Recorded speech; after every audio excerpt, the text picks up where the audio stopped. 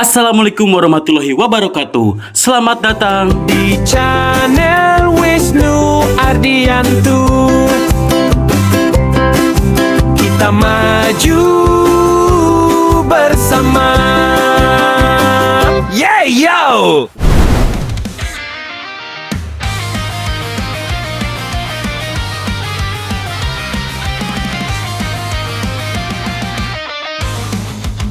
Halo semuanya, kembali lagi ke channel Wisnu Ardianto.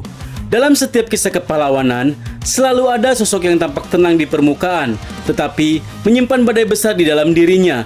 Dan di dunia My Hero Academia, nama itu adalah Shoto Todoroki. Sebelum kita masuk ke perjalanan hidupnya yang penuh luka, pahit, dan pertumbuhan, bayangkan sejenak sebuah layar gelap yang perlahan terbuka. Musik lembut mengalun, kamera menyorot sebuah rumah mewah yang seharusnya memancarkan kebahagiaan. Namun justru terasa kosong dan dingin. Itulah tempat cerita ini dimulai. Sebuah intro dari perjalanan seorang anak yang ditakdirkan hidup dengan dua kekuatan besar yang bahkan tidak ia minta.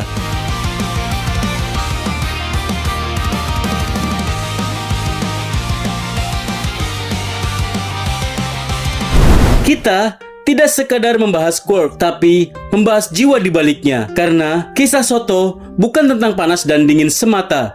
Ini adalah kisah tentang luka keluarga, ambisi ayah yang melampaui batas, cinta ibu yang terjebak dalam tekanan, dan perjalanan panjang seorang remaja untuk menemukan siapa dirinya sebenarnya.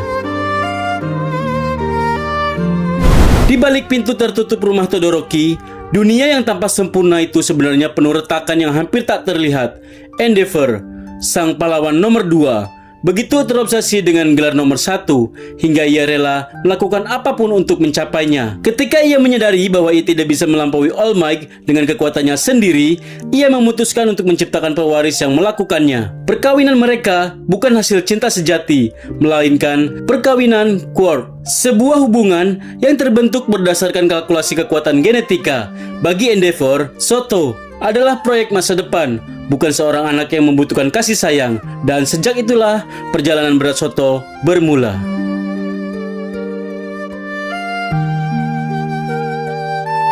Sejak usianya masih sangat kecil, Shoto sudah dibentuk dalam cara yang tidak pantas disebut sebagai pola asuh.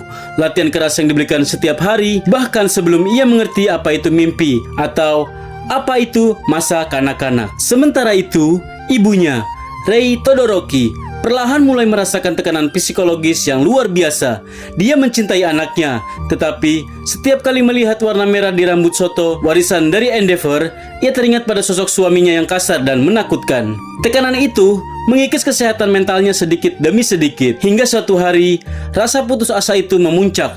Air panas yang disiramkan ke wajah Shoto tidak pernah bermaksud untuk menyakitinya, tetapi lahir dari kondisi mental yang pecah di bawah tekanan. Itulah luka yang membentuk Shoto, luka fisik yang membekas selamanya, dan luka emosional yang bahkan lebih dalam. Sejak hari itu, ia memutuskan satu hal yang sangat kuat. Ia tidak akan pernah menggunakan api yang diwarisi dari ayahnya. Baginya, api bukan hanya kekuatan, tetapi simbol dari masa lalu yang menyakitkan. Ia hanya akan menggunakan sisi es, warisan ibunya, sebagai bentuk penolakan terhadap ambisi sang ayah. Dan disitulah Shoto tumbuh sebagai remaja yang dingin, tertutup, dan menyimpan jarak dengan siapapun.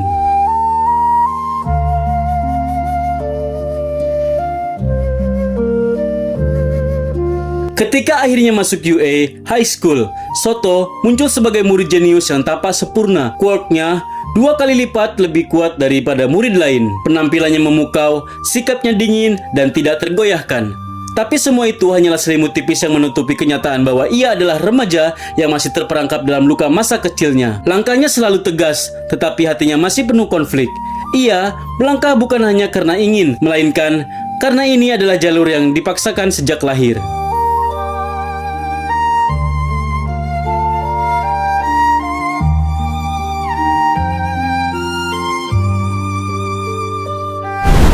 Namun semuanya mulai berubah ketika ia bertemu Midoriya Izuku, seseorang yang tidak memiliki kekuatan sejak lahir, seseorang yang berjuang dari nol, seseorang yang melihat dunia dengan kacamata penuh harapan, bukan kebencian.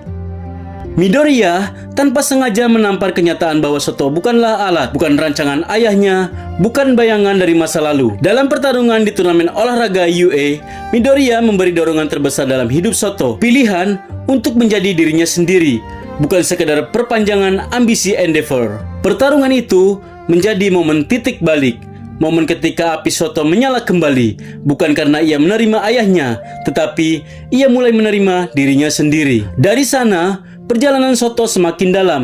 Ia mulai membuka sedikit demi sedikit pintu yang selama ini ia kunci rapat. Ia mulai memahami bahwa membenci ayahnya tidak berarti membenci dirinya sendiri.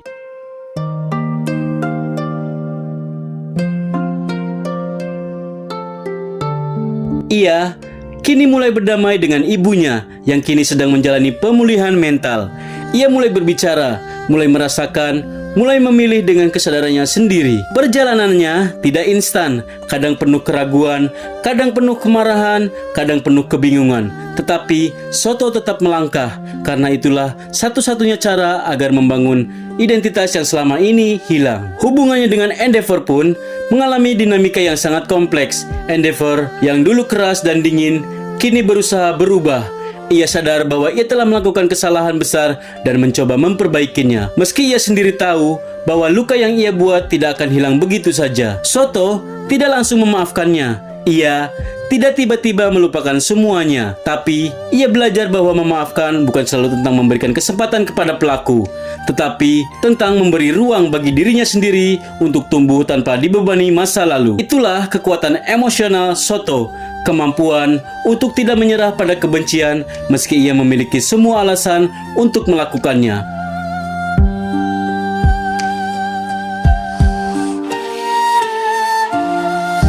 Dalam setiap misi, setiap pelatihan, dan setiap momen refleksi, Soto tumbuh bukan sebagai replika Endeavor, tetapi sebagai dirinya sendiri. Ia mulai mempercayai teman-temannya.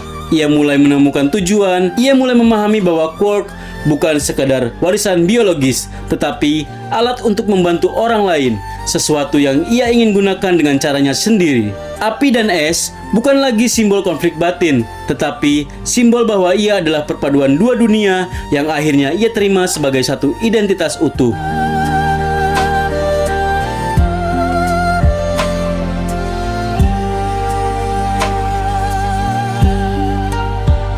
Dan ketika narasi ini akhirnya mendekati penutup, kita melihat Soto bukan lagi sebagai remaja bimbang yang terjebak dalam masa lalu. Kita melihatnya sebagai pahlawan muda yang masih terus belajar, tetapi kini dengan mata yang lebih terbuka dan hati yang lebih kuat. Penutup dari kisah Soto Todoroki mengajak kita merenungkan bahwa setiap kekuatan besar selalu datang bersama luka. Tetapi luka bukan akhir dari segalanya. Luka bisa menjadi awal dari perjalanan baru. Soto adalah bukti bahwa seseorang bisa tumbuh dari kehancuran, menemukan harapan dari keputusasaan, dan membentuk masa depan tanpa harus dibelenggu masa lalu. Kisah ini bukan hanya tentang panas atau dingin, tetapi tentang keberanian untuk menerima diri sendiri dan melangkah ke depan dengan kepala tegak. Dan inilah perjalanan yang mengupas sisi terdalam Soto Todoroki, pahlawan muda yang lahir dari ambisi, tumbuh dalam luka, namun bangkit sebagai pribadi yang lebih kuat daripada siapapun yang pernah membayangkan. Sebuah cerita tentang pertumbuhan, penyembuhan, dan identitas yang tidak lagi ditentukan oleh siapapun kecuali dirinya sendiri.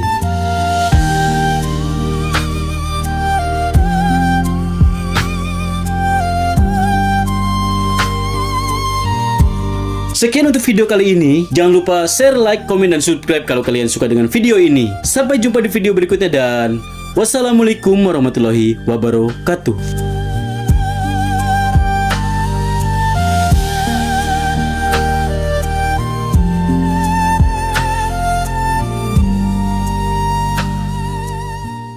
Yeah yo, ayo belajar, ayo jelajah setiap hari, tambah wawasan.